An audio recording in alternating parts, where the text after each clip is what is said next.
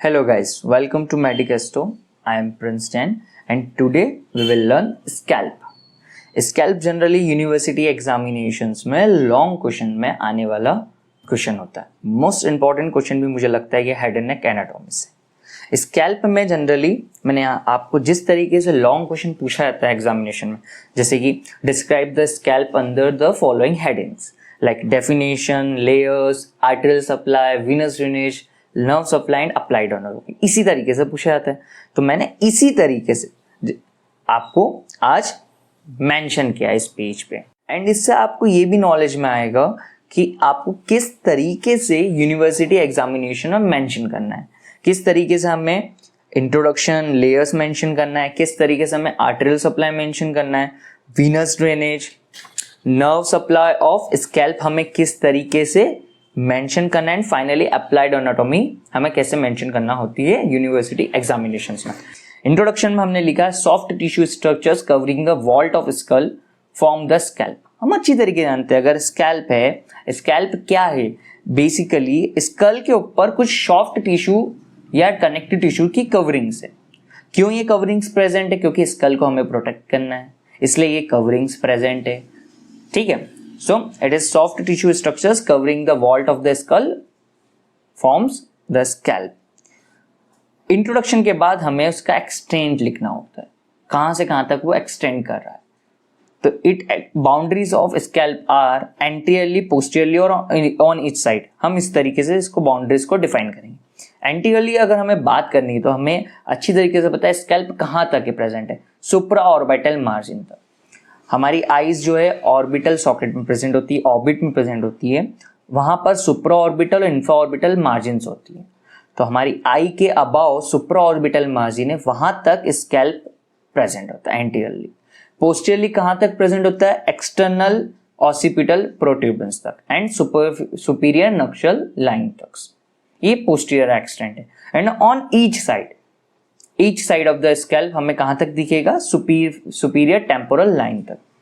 So this is the boundaries of scalp. हमें इसी तरीके से मेंशन करना है. अब हम समझेंगे स्कैल्प बेसिकली क्या. हमने यहाँ मेंशन करा सॉफ्ट टिश्यू स्ट्रक्चर कवरिंग. तो यहाँ पे कौन सी सॉफ्ट टिश्यूज है, कितनी लेयर्स में प्रेजेंट है? तो देखिए यहाँ पर हमने जो स्कैल्प की लेयर्स ड्रॉ करी है, ये ड्रॉ करी है सुपरफिशियल टू डीप. मतलब आप यहाँ अच्छे से समझ सकते हैं, यहाँ पे आपका स्कल होगा, स्कल के ऊपर सुपरफिशियल हमने इस तरीके से लेयर्स मेंशन करी है. चलिए देखते हैं. 5 लेयर्स है स्कैल्प की. जो वर्ड स्कैल्प है SCALP हम इस तरीके से देखते हैं. S for skin, C for connective tissue, A for aponeurosis होता है, पूरा नाम इस लेयर को हम इपिक्रेनियल एपोन्यूरोसिस बोलते हैं. L for loose areolar tissue होता है एंड P फॉर पेरिक्रेनियम. इस तरीके से 5 लेयर होती है स्कैल्प की. इन 5 लेयर्स को मैंने यहाँ पे ड्रॉ करा है, देन इसको यहाँ पर मैंने यहाँ पर इन लेयर्स को डिस्क्राइब करा है. चलिए सबसे पहले इन लेयर्स को यहाँ देखिए डायग्राम में. सुपरफिशियल से डीप चलेंगे आप. सुपरफिशियल में आपको ये ब्लैक कलर के क्या दिख रहे हैं? ये हेयर्स है. हेयर्स कहाँ तक प्रेजेंट है? ये फर्स्ट लेयर में प्रेजेंट है, स्किन लेयर में. स्किन में हेयर्स प्रेजेंट है. बिलो द स्किन हम चलेंगे, उसमें हम देखते हैं इस लेयर को हम नाम देते हैं कनेक्टिव टिश्यू. एंड इस कनेक्टिव टिश्यू के लेयर में हमें नर्व्स, वेन एंड आर्टरीज दिखती है. अब अगर आप कनेक्टिव टिश्यू और स्किन लेयर दोनों को रिमूव करके देखेंगे तो जो थर्ड लेयर आपको दिखेगी स्कैल्प में, वो दिखेगी इपिक्रेनियल एपोन्यूरोसिस. आप चाहे तो अपने जो डायसेक्शन में आप ये सब चीजों को इसी तरीके से देख सकते हैं. Skin, connective tissue, then epicranial aponeurosis. Epicranial aponeurosis कुछ मसल्स के एपोन्यूरोसिस. देखिए हमेशा मसल्स एपोन्यूरोसिस फॉर्म करती है. यहाँ पर भी एक मसल है जिसने एपोन्यूरोसिस फॉर्म करके लेयर फॉर्म करी है. उस मसल का नाम क्या है? अभी जस्ट हम यहाँ पे जब डिस्क्रिप्शन देखेंगे तब इसको देखेंगे. Below it loose areolar tissue and below it pericranium. अब आपको यहाँ पर एक बहुत ही बड़ा वीनस ड्रेनेज दिख रहा है. इस वीनस ड्रेनेज का नाम क्या है? ड्यूरल Venus sinus.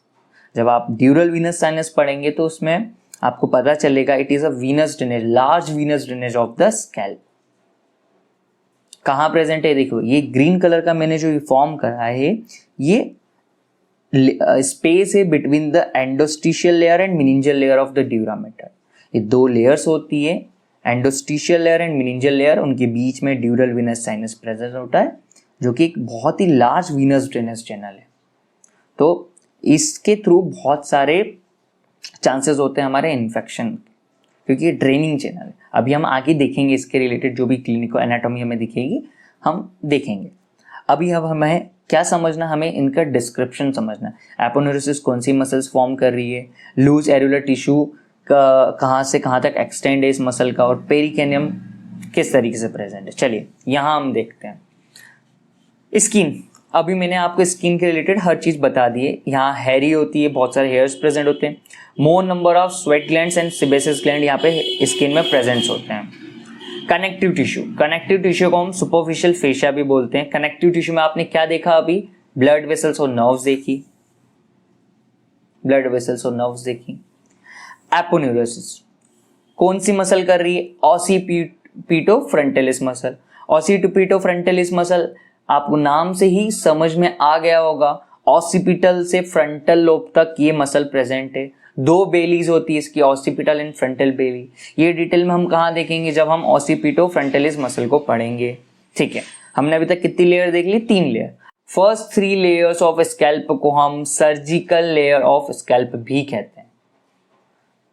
So first 3 layers of scalp, skin, connective tissue and aponeurosis also called as surgical layer of scalp। 4th layer की बात करते हैं, लूज एरुलर टिश्यू। चलिए, लूज एरुलर टिश्यू का मेनली कभी कभी पूछा जा सकता है extent of loose areolar tissue.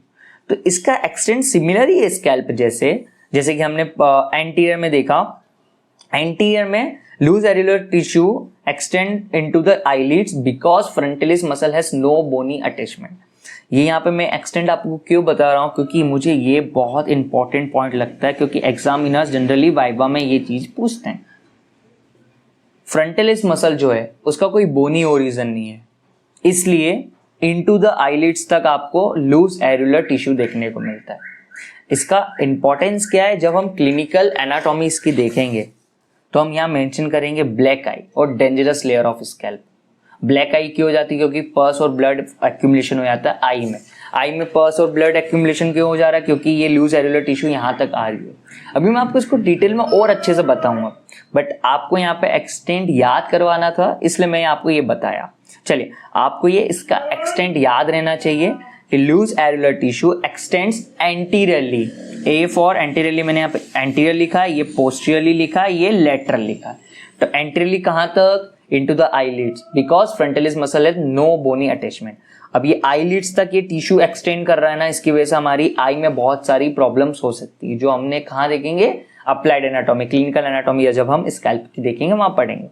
Posterior कहाँ तक इसका एक्सटेंट है, वही सेम सुपीरियर नक्शल लाइन जो हमने स्कैल्प में मेंशन करा था, सुपीरियर नक्शल लाइन।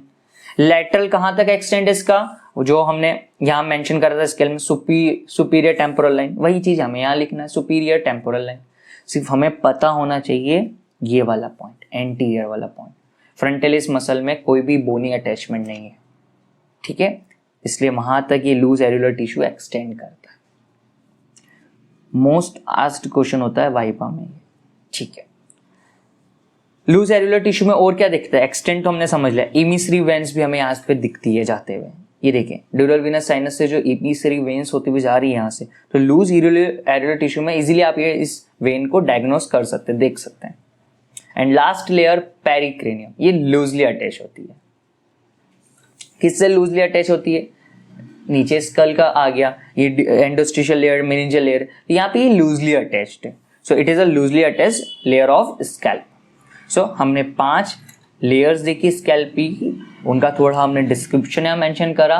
इसी तरीके से डिस्क्रिप्शन आपको एग्जाम में भी लिखना है।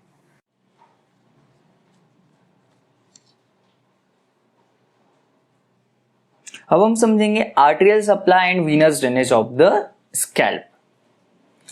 स्कैल्प के ईच लेटरल हाफ में 5 आर्टरीज होती है, करस्पॉन्डिंग लेटरल हाफ में 5 आर्टरीज होगी, same arteries each lateral half में आपको 5 आर्टरीज दिखेगी एंड करस्पॉन्डिंग 5 वेन्स दिखेगी। चलिए पहले हम इसको ड्रॉ करते हैं, फिर हम उसमें समझेंगे। ये मैं ड्रॉ कर रहा हूं स्कैल्प, ये नोज इसलिए फ्रंट एरिया है, ये आपके ईयर पिन्ना। हम लेटरल हाफ में देखेंगे, ईच लेटरल हाफ में 5 आर्टरीज होगी, 2 arteries and 3 arteries front of the pinna होगी and 2 arteries behind the pinna होगी। देखिए इस लेटरल हाफ में जो 5 आर्टरीज है same as it is 5 arteries इस लेटरल हाफ में भी होगी, करस्पॉन्डिंग सेम आर्टरीज है। 3 आर्टरीज जो फ्रंट में है वो पीना के इन फ्रंट ऑफ पीना 3 आर्टरीज, इन बिहाइंड द पीना 2 आर्टरीज है। इस आर्टरी का हम नाम देंगे सुप्रा ट्रोक्लियर आर्टरी एंड इसके जस्ट पीछे आर्टरी को देंगे हम नाम सुप्रा ऑर्बिटल आर्टरी। और हम अच्छी तरीके से जानते हैं ये 2 आर्टरीज किसकी ब्रांच है, it is the branches of ophthalmic artery. देखिए सुप्रा ट्रोक्लियर आर्टरी जो यहां ड्रॉ करी है, सुप्रा ऑर्बिटल आर्टरी जो यहां ड्रॉ करी है, सेम यहां पर भी है, क्योंकि हम एक लेटरल हाफ में बनाते हैं दिखाने के लिए, क्योंकि करस्पॉन्डिंग सेम वहां उस लेटरल हाफ में भी प्रेजेंट है। These 2 are the branches of ophthalmic artery. Behind it, यहां पर ये जो आर्टरी प्रेजेंट है इस आर्टरी का नाम है सुपरफिशियल टेम्पोरल आर्टरी, जो कि पीना के फ्रंट में है। पीना के बिहाइंड 2 आर्टरीज है, एक आर्टरी का नाम है posterior auricular artery and the last one occipital artery. So हमने 5 आर्टरीज एक लेटरल हाफ में ड्रॉ कर लिए। ये 2 किसकी ब्रांच थी, ऑप्थेल्मिक आर्टरी की ब्रांच थी। ये 3 आर्टरीज किसकी ब्रांच है, ये 3 arteries superficial temporal artery, posterior auricular artery and occipital artery, ये ब्रांच है external carotid artery. Supratrochlear artery, supra orbital artery, these 2 are branches of ophthalmic artery. Superficial temporal artery, अब behind the पिना 2 arteries है, posterior auricular artery and occipital artery. These 3 are the branches of external carotid artery. Exam में आप कैसे mention करेंगे इसको, each lateral half of the scalp is supplied by 5 arteries, 3 in front of the auricle. Auricle के front में 3 arteries है और auricle के बिहाइंड में 2 बिहाइंड द ऑरिकल्स, ऑरिकल के बिहाइंड में 2 आर्टरीज। चलिए एक्सटर्नल कैरोटिड आर्टरी में जानता हूं आपको नहीं पता, अभी जब आप आगे हेड एंड नेक के कुछ लेक्चर्स देखेंगे वहां पे आपको एक्सटर्नल कैरोटिड आर्टरी देखने को मिलेगी, सुप्रा ऑर्बिटल सुप्रा ट्रोक्लियर आर्टरी देखने को मिलेगी। मैं आपको यहाँ पे कुछ इमेजेस बता देता हूँ, ये मेरे नोट्स हैं, इसमें मैंने यहाँ पर ड्रॉ करा है arteries of the face. Arteries of the face lecture में हम पूरी face of the arteries of the face draw करेंगे, बट मैं आपको यहाँ पर जो ऑप्थेल्मिक आर्टरी की 2 ब्रांचेस है वो किस तरीके से प्रेजेंट है वो बताना चाह रहा हूँ। Supratrochlear artery and supraorbital artery वो यहाँ इस तरीके से प्रेजेंट है और इस तरीके से वो ऊपर स्कैल्प में जाती है और स्कैल्प में यहाँ पे आपको इस तरीके से दिखती है, सुप्रा ट्रोक्लियर एंड सुप्रा ऑर्बिटल। क्या आप देखना चाहते हैं superficial temporal artery, posterior auricular artery and occipital artery किस तरीके से एक्सटर्नल कैरोटिड आर्टरी की ब्रांच है? आई नो आप अभी से ही समझना चाहते हैं। देखिए जब हम यहाँ पे डिटेल में देखेंगे एक्सटर्नल कैरोटिड आर्टरी को तो हम सब आर्टरीज को डिटेल में समझेंगे, बट आपको यहाँ पे 3 आर्टरीज देखना है। देखिए जो टर्मिनल ब्रांच होती है एक्सटर्नल कैरोटिड आर्टरी की, यहाँ पे मैंने डिविजन्स बनाए हुए हैं। जो टर्मिनल ब्रांच होती है वो सुपरफिशियल टेम्पोरल आर्टरी और मैक्सिलरी आर्टरी होती है।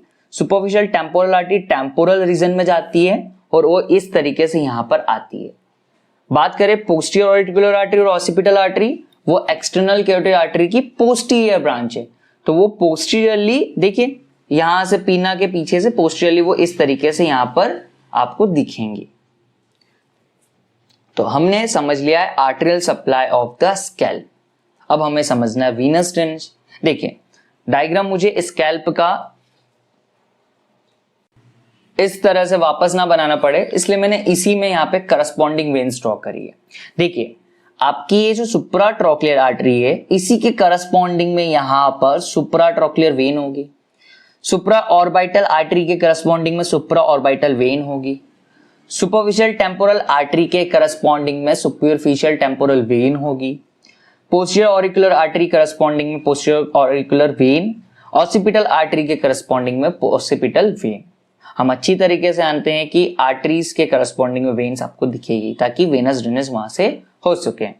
तो यहां पर देखिए supratrochlear vein, supraorbital vein, superficial temporal vein, 3 vein pinna के फ्रंट में और 2 veins posterior auricular vein and occipital vein मैंने पीना के बिहाइंड में मेंशन करी। तो एग्जाम में आपको इस तरीके से मेंशन करना है, each lateral half of the scalp is supplied by 5 arteries and corresponding veins, 3 in front of auricle and 2 behind the auricle. Thank you. अब हम समझेंगे nerve supply and applied anatomy of the scalp. हमने अभी तक definition, layers, arterial supply and Venus drainage cover कर लिया है। अब हमें समझना है nerve supply and applied anatomy of the scalp.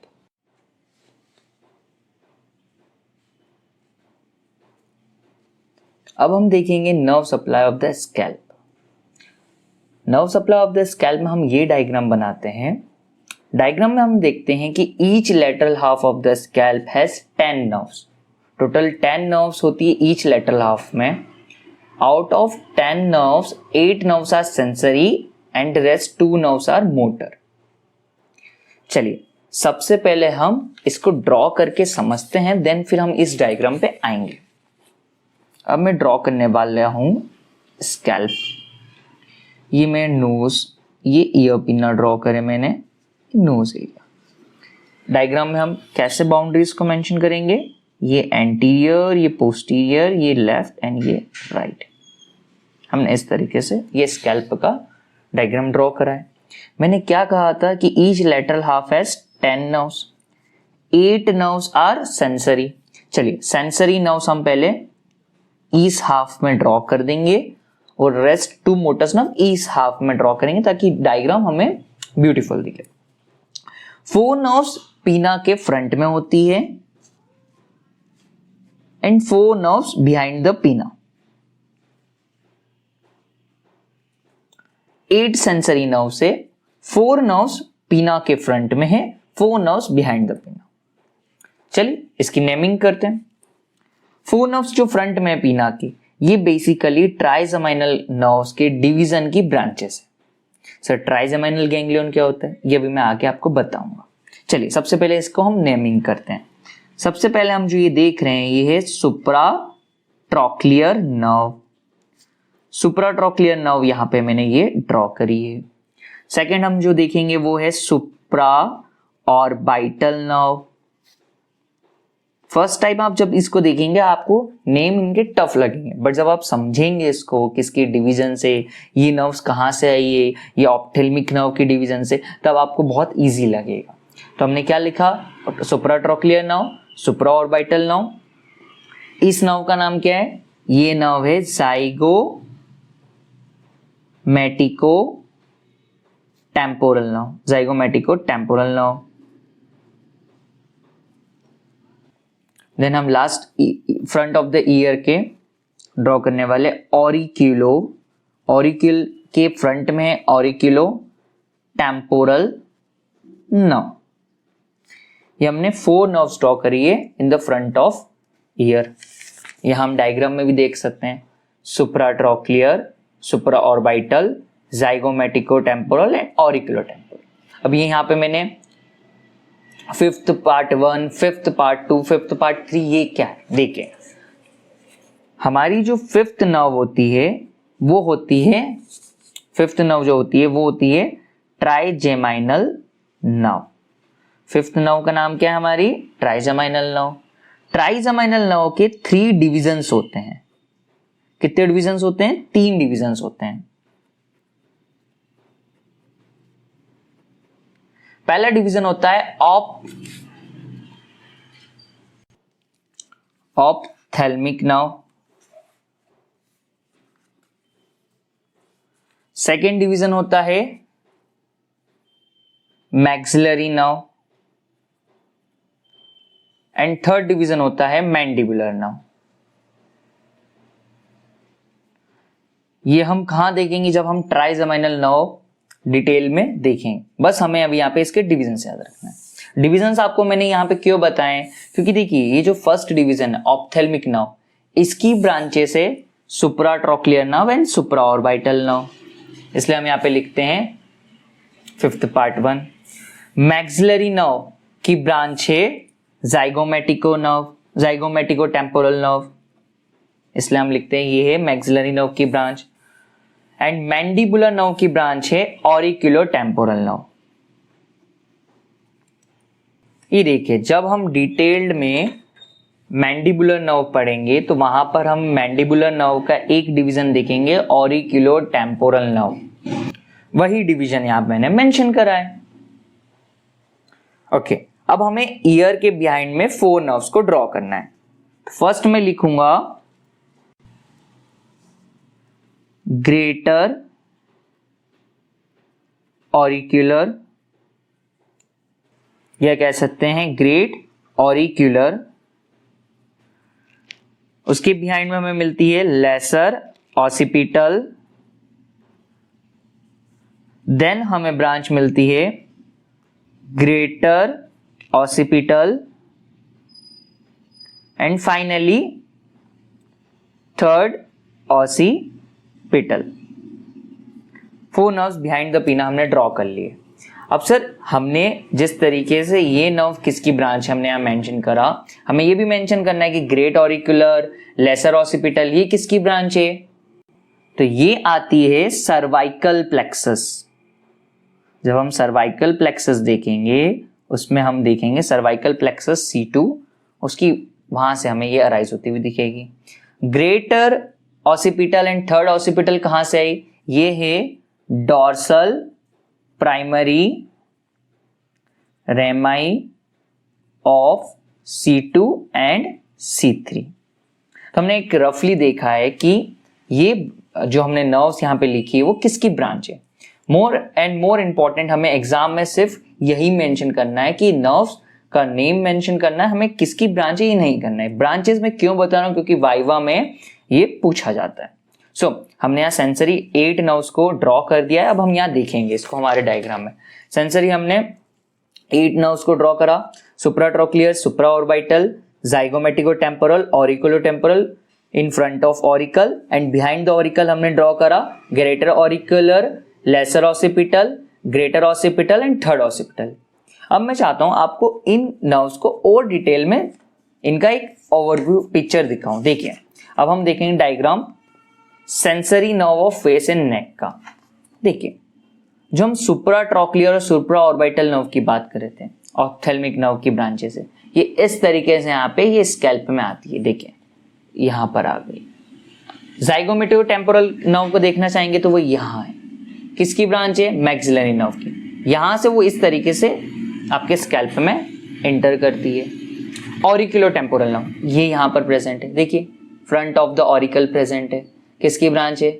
Mandibular nerve की ब्रांच है। मैंडिबुलर नर्व इतने पूरे रीजन को सप्लाई करती है। ये हम कब डिटेल में देखेंगे? जब हम देखेंगे sensory nerve of face and neck वाला लेक्चर। आपको बस यहाँ पे ऑरिकुलो टेम्पोरल नर्व देखना, वो इस तरीके से यहाँ पे स्कैल्प में आएगी। यहाँ पर आ गई है। बिहाइंड द ऑरिकल, ऑरिकल के पीछे देखिए क्या दिख रहा है? Great auricular nerve, lesser occipital nerve. कहाँ है? ऑरिकल के पीछे। देखिए, ऑरिकल के पीछे greater auricular nerve, lesser occipital nerve. कहां से? सर्वाइकल प्लेक्सस की ब्रांचेस है। ठीक है, ग्रेटर ऑसिपिटल, थर्ड ऑसिपिटल कहां से? डॉर्सल रेमस से। ये देखिए, ये डॉर्सल रेमस जो है यहां से ग्रेटर ऑसिपिटल, थर्ड ऑसिपिटल, ये आपके स्कल का ऑसिपिटल रीजन है, ये वाला यहाँ पर। तो यहाँ पर ये ब्रांचेस सप्लाई करेगी। अब हमें बहुत ही अच्छे से समझ आ गया है sensory nerve supply of scalp. इसमें हमने डायग्राम किसका देखा था साथ में? Sensory nerve supply of face and neck, क्योंकि यहीं से हमें और डिटेल में ये ब्रांचेस समझ में आएगी और यहां से अराइज होके इस तरीके से ये फेस में आकर के फेस और नेक रीजन को भी सप्लाई करती है। अब हम देखेंगे motor supply of skull. Motor supply में हम 2 ब्रांचेस को मेंशन करते हैं। Temporal branch of facial nerve, ये टेम्पोरल रीजन है स्कल का, यहां पर सप्लाई कर रही है। Behind the pinna, posterior to the auricle, कौन सी ब्रांच है? Posterior auricular branch of facial nerve. बहुत सिंपल है। Posterior to the auricle, posterior auricular. Front of the auricle कौन सा रीजन है? ये टेम्पोरल रीजन है। ये किसकी ब्रांचेस है? ये फेशियल नर्व की ब्रांचेस है। यहां हमने जिस तरीके से देखा था ट्राइजेमिनल नर्व, फिफ्थ नर्व की ब्रांचेस इस रीजन यहां सप्लाई कर रही थी, उसी तरीके से जो ये ट्राइजेमिनल नर्व कौन सी नर्व थी? सेंसरी। मोटर नर्व कौन सी? फेशियल नर्व है। देखो फेशियल नर्व का भी मैं आपको बता दूं, motor nerve supply of face का ये हम डायग्राम देख रहे हैं। जो फेशियल नर्व है वो स्कल से फिर ये फेस में आके इस तरीके से डिवीजन करती है। एक टेम्पोरल डिवीजन होता है, एक पोस्टीरियर ऑरिकुलर डिवीजन होता है। टेम्पोरल रीजन अब आप देख समझ पा रहे हैं, ये टेम्पोरल रीजन है।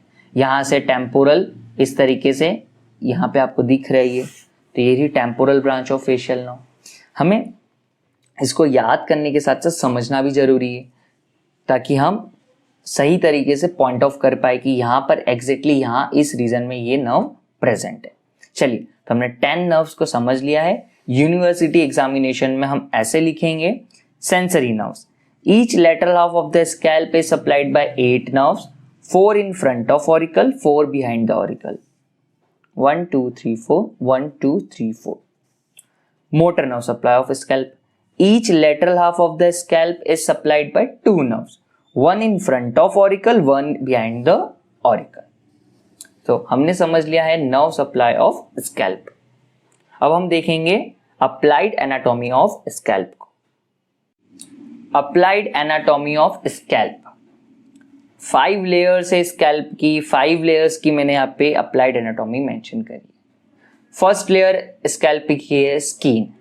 स्किन के डिस्क्रिप्शन में हमने क्या देखा था? Skin has hairs, more number of sweat glands and sebaceous gland.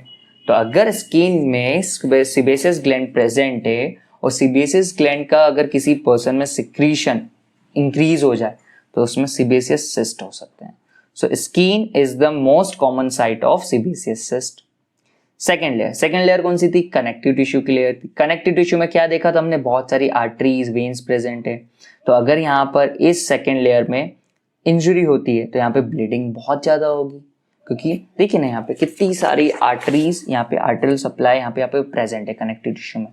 तो अगर यहाँ पे इंजुरी होती है, ट्रॉमा होता है, तो बहुत ज्यादा अमाउंट में ब्लीडिंग हो सकती है, क्योंकि आर्टरीज यहीं प्रेजेंट है। तो देखिए second layer, profuse bleeding due to rich blood supply of the scalp. Third layer कौन सी थी? थर्ड लेयर थी एपिक्रेनियल एपोन्यूरोसिस की। एपोन्यूरोसिस कौन सी मसल का था? ऑसिपिटोफ्रंटलिस मसल का। और अगर इस मसल की इंजुरी होती है एंटेरो पोस्टीरियर डायरेक्शन में तो उसकी हीलिंग बहुत फास्ट होगी। So injury occurs in this region, anteroposterior direction heals fast. Fourth layer, most important clinical anatomy related to the fourth layer, loose areolar tissue के हम वापस डिस्क्रिप्शन पे चलते हैं। यहां हमने मेंशन करा था it extend into the eyelids because frontalis muscle has no bony attachment. Eyelid तक आती, मतलब यहाँ पे कोई भी इंफेक्शन होगा तो वो आईज तक एक्सटेंड हो सकता है। इमिसरी वेन भी प्रेजेंट है जो कि वीनस ड्रेनेज में यहाँ पे हेल्प करती है। तो अब हमें यहाँ ये समझना है कि कहीं पर भी अगर वीनस ड्रेनेज में कहीं पर भी कुछ इन्फेक्शन होता है यहाँ पे, तो वो पूरे स्कैल्प में ट्रांसमिट हो सकता है इस लेयर के through. So it is also called as dangerous layer of scalp. Black eye occurs due to accumulation of blood and pus. आप जब भी देखते हैं बहुत सारे पर्सन्स को अगर आई में लगी है, तो आई में हमने जस्ट अभी यहाँ पे फोर्थ लेयर में देखा कि it extend to the eyelids, eyelid तक एक्सटेंड कर रही है। तो यहाँ पे ब्लड और पस का एक्यूमुलेशन हो सकता है अगर यहाँ पे इंजरी होती है, तो इस कंडीशन को हम ब्लैक आई बोलते हैं। बहुत सारा ब्लड और पस बिहाइंड द आई एक्यूमुलेट हो जाता है। क्यों एक्यूमुलेट हो जाता है? क्योंकि लूज एल्यूलर टिश्यू वहां तक प्रेजेंट है, वहां पर फ्रंटलिस मसल का कोई भी बोनी ओरिजिन नहीं है, इसलिए जस्ट बिहाइंड द आई आपको यहाँ पे ये लूज एल्यूलर टिश्यू प्रेजेंट है। और अगर इंजुरी होती है तो बहुत सारा ब्लड और पस का एक्यूमुलेशन हो जाता है और हमें ब्लैक आई की कंडीशन दिखती है। Fifth layer, pericranium. Bleeding when happens in this layer it takes shape of the underlying bone. Underlying bone का जैसा शेप है वैसा वो शेप ले लेगी। क्यों ले लेगी? क्योंकि हमने बताया था it is loosely attached layer. Pericranium is loosely attached layer of the scalp. तो अगर यहाँ ब्लीडिंग होती है तो वो अंडरलाइंग बोन का शेप ले लेती है। सो ये हमारी अप्लाइड एनाटॉमी थी स्कैल्प की।